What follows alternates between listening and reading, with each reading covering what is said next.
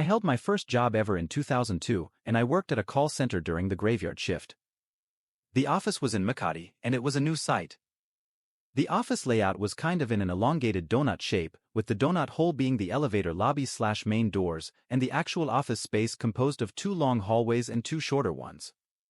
It was also a new site, so only half the office was finished, and the other half was still under renovation. So, one long half of the donut was a fully operational production floor with managers' offices and a pantry, while the other long half was reserved for things like conference rooms, the nurse's office, storage, other admin stuff, restrooms, etc., and it was all unfinished.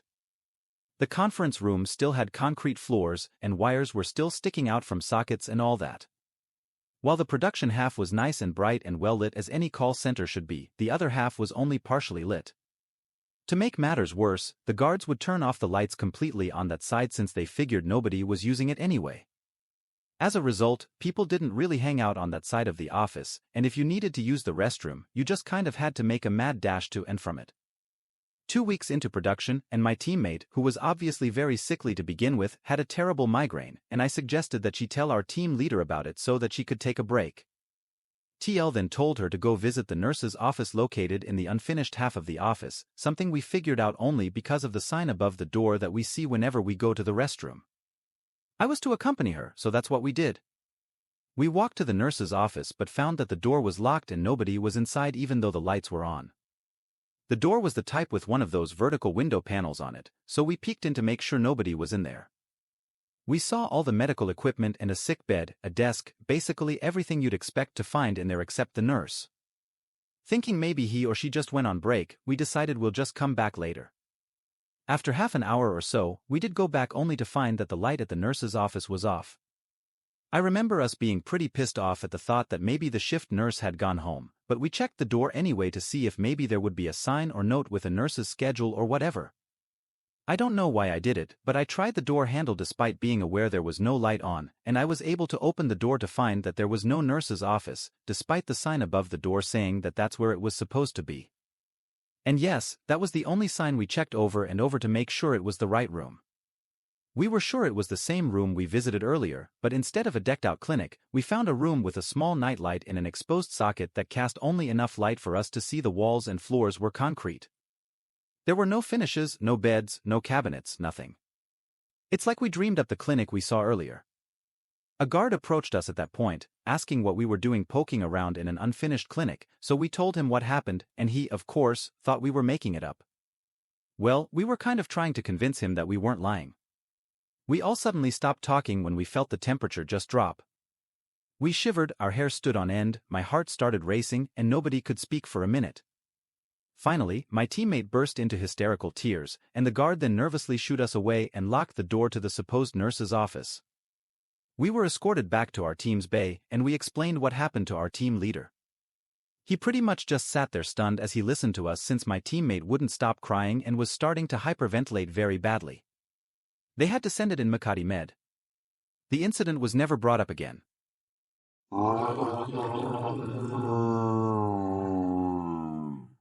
A long time ago, I did security work in an office building in Midtown Manhattan. It was mid-November, so one of the offices was looking to start decorating their office space with Christmas decorations, which were held in the basement along with other storage. I usually stood in the lobby area of the building just as general security. It was usually an uneventful job for the most part, but on this cold November Monday, my view of this job changed entirely. An employee of this dermatology office on one of the upper levels of the building apparently had gone down to the basement and had reported that all the lights were out and that the elevator wasn't running to the basement floor. This sounded like the electrician's job until I was also told that there were multiple broken indoors down there, implying a break-in over the weekend. That's when it became my job to go down there and investigate. Since the elevator wasn't going down to that level, I would have to take the stairs. I was going down there alone since I was the only security guard on duty that day. I took a flashlight with me since the power was out. I'd be lying if I said this wasn't nerve-wracking. Going down there alone on this level was just storage, electrical components, and janitorial equipment. It was a small maze of corridors with different rooms, and navigating this in the dark with nothing but a flashlight was making the hairs on my body stand up. There were different doors in the corridors which would lead to different storage rooms for many of the different businesses that rented office spaces in the building. And the call turned out to be true. Many of these doors were bashed in. Some of them were so badly damaged that they looked like they were destroyed with an axe. This was more serious than I thought. I was just a security guard. I didn't make enough money to go searching for potentially dangerous people in the basement without a gun. I looked into each room with broken down doors, but each room still seemed to be full with supplies. I couldn't find any trace of theft, but someone clearly came down here with a purpose. I continued looking into the rooms, just peeking in for a second with my flashlight. Then I heard a slam elsewhere in the basement, and suddenly everything went dead silent. The basement noises I was hearing before, from whatever they may have been, coming from a boiler, the pipes, whatever it was, stopped. And I was now in a dead silent basement where I could hear every last sound. Every footstep I took now sounded 10 times louder. Someone was in the basement, still evident by that slam. It may have been another door, it may have been whatever caused the noises to stop. Stupidly, I called out, "Anyone here?" And my voice echoed down the corridor. I continued slowly back the way I came. I wasn't staying down there another moment. This was a job for NYPD. At this point, I was almost to the stairs when I heard this heavy breathing coming up from around the final corner. I instantly knew it to be heavy breathing. I was scared shitless. Why was I put in this situation? I turned off my flashlight and tiptoed just a little closer to look around the corner, and weirdly the breathing stopped. I said one hello, then turned the flashlight back on. Even though the light wasn't aimed exactly in that direction, I still easily saw this extremely tall, hunched-over figure facing the wall with some kind of long object that could have been a weapon in his hand. I say his because there was no way a person this big and this stature could have been a woman. I also saw their face turn in reaction to the light. It was this pale, abnormally long face. I think they were bald. Another reason I say it was a man, but I didn't look too long. I ran past the figure to the stairs, screaming back at him that the cops are coming, you need to leave now. I ran all the way back up the stairs through the basement door, then locked it and called 911.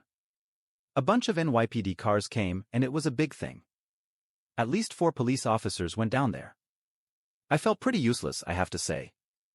But removing a dangerous armed giant human from the basement with the lights off was not in my job description. I was in the lobby when the officers came back alone. They didn't have that person I saw with them. They couldn't find him. One of the building's electricians came to fix the electrical issues in the basement. It had something to do with the circuit box in the basement being tampered with. With the lights back on, police still couldn't find anyone down there. There are multiple stairways back upstairs from the basement which he may have left through. Everyone believed what I saw though. Those doors didn't smash themselves open. I took sick days the next few days, and every night for a week, I'd lay awake constantly checking around my room in the dark, scared I'd see some giant figure standing in one of the corners.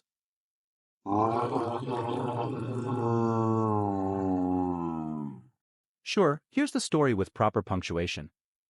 I work at a game development company in Orlando, Florida. It was a stressful couple of weeks for me, and I was really pressed for time before a game's deadline.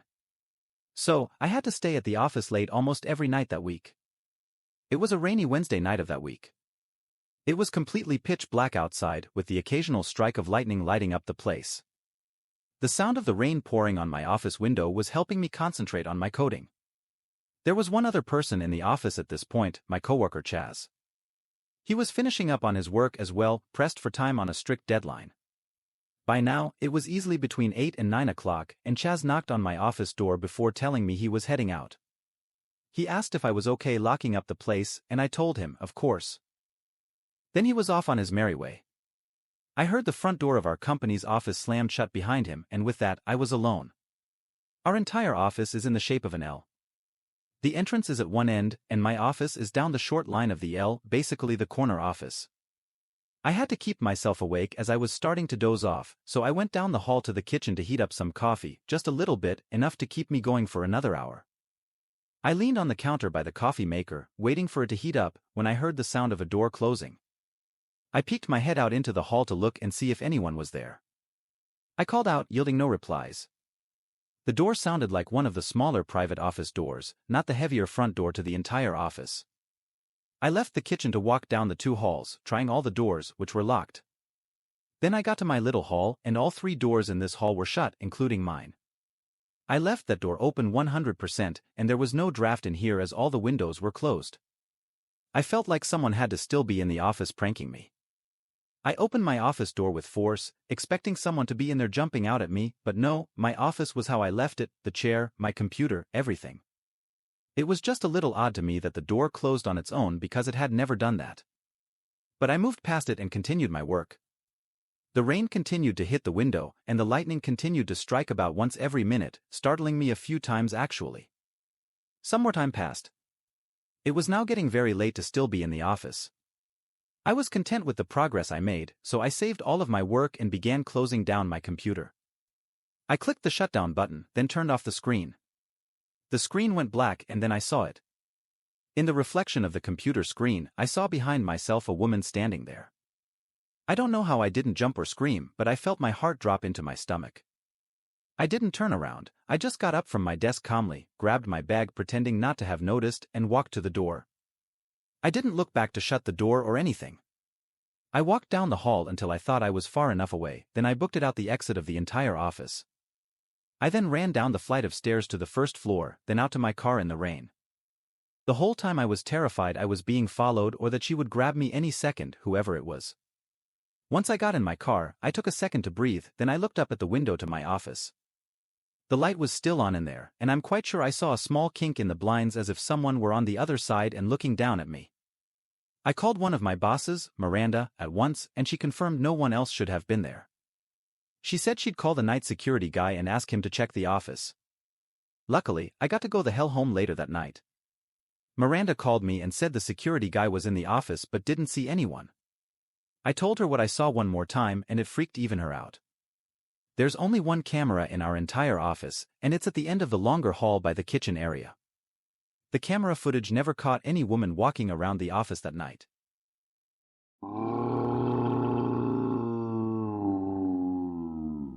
As the clock struck midnight, the government office building fell into an eerie silence. The only sounds echoing through the empty corridors were the occasional creaks of old floorboards and the distant hum of the air conditioning system.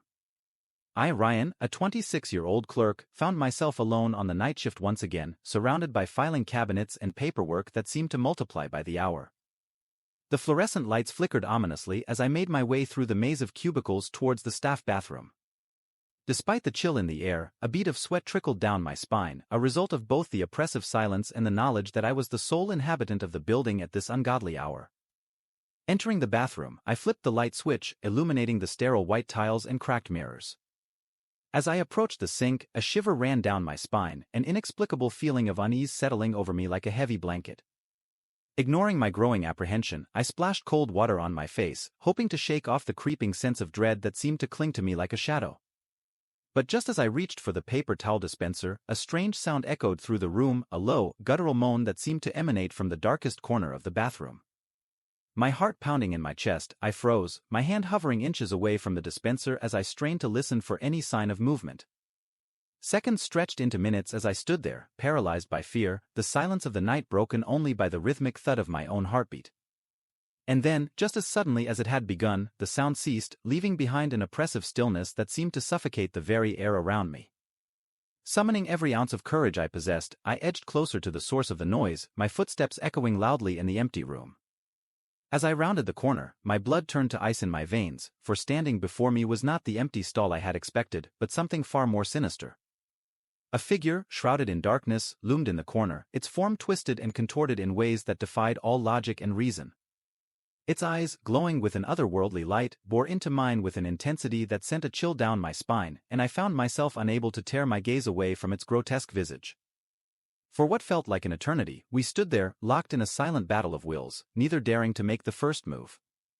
And then, with a suddenness that took my breath away, the figure lunged towards me, its movements swift and fluid, as if driven by some unseen force. I stumbled backwards, my heart racing as I frantically searched for a means of escape, but the creature was upon me before I could react, its cold, clammy hands closing around my throat with a vice-like grip. Gasping for air, I clawed desperately at its grasp, my vision swimming as darkness threatened to engulf me.